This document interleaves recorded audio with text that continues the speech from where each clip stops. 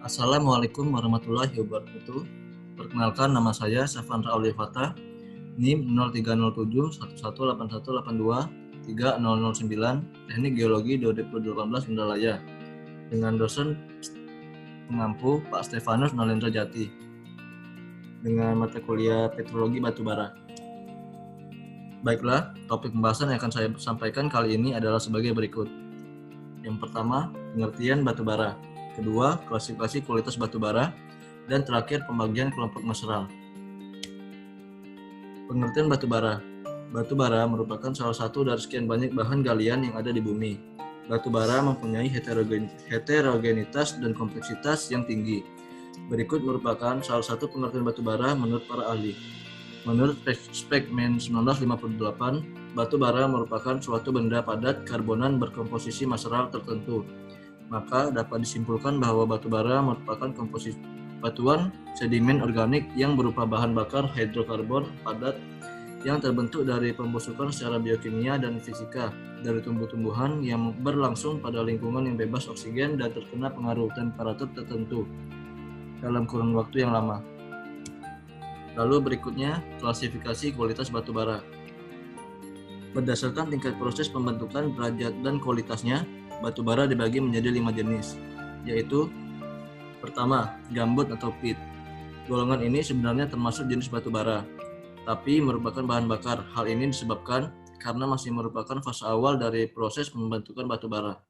Pendapat ini masih memperlihatkan sifat awal dari bahan dasarnya, yaitu tumbuh-tumbuhan. Gambut merupakan jenis batubara peringkat rendah dan memiliki pori serta memiliki kadar air di atas 75% dengan nilai kalori yang paling rendah. Lalu berikutnya, lignit. Golongan ini sudah memperlihatkan proses selanjutnya berupa struktur kekar dan gejala perlapisan. Apabila dikeringkan, maka gas dan airnya akan keluar.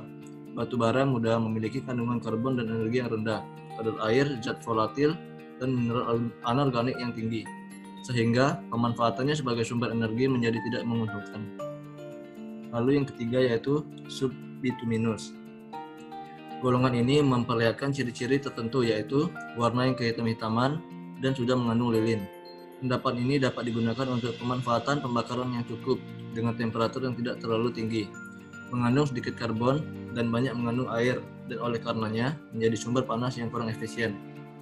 Yang keempat yaitu bituminous. Golongan ini dicirikan dengan sifat yang padat, hitam, rapuh, dengan membentuk bongkah-bongkahan prismatik. Pendapat ini dapat digunakan antara lain untuk kepentingan transportasi dan industri.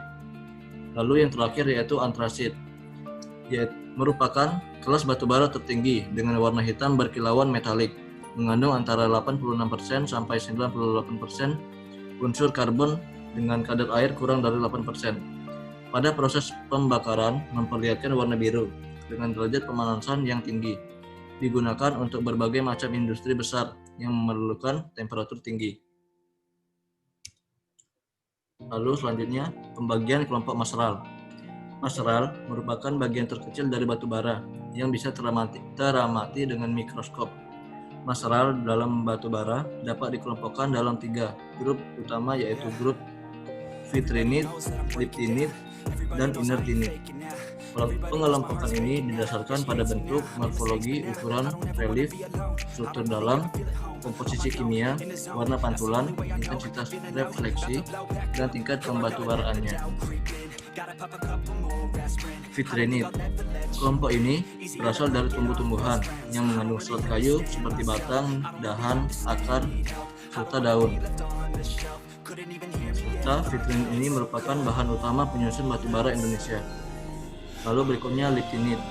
Kelompok ini berasal dari jenis tanaman tingkat rendah seperti spora dan ganggang, serta bagian kecil dari tumbuhan seperti cuticula, resin, spora, dan lain-lain. Yang terakhir yaitu inertinit.